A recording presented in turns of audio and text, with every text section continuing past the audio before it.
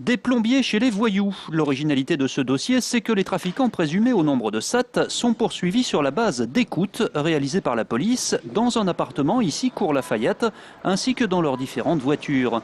Dans le jargon policier, on appelle ça une sonorisation.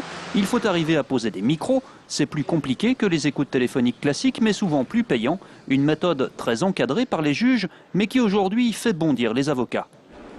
Non, dans ces écoutes, il n'y a rien du tout, vous comprenez.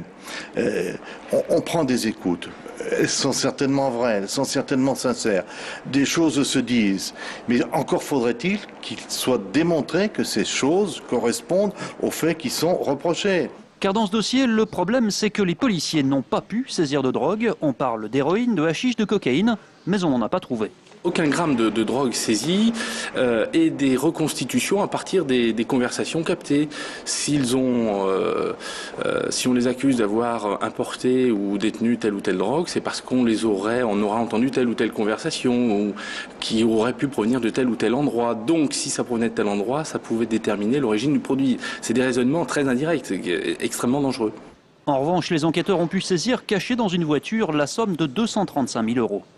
L'explication de mon client de la somme de 235 000 € retrouvée en sa possession, c'est tout simplement qu'il se livrait au commerce de voitures. Moi, je peux parfaitement entendre que l'importance de cette somme prête à confusion et à suspicion, mais qu'on n'inverse pas la charge de la preuve.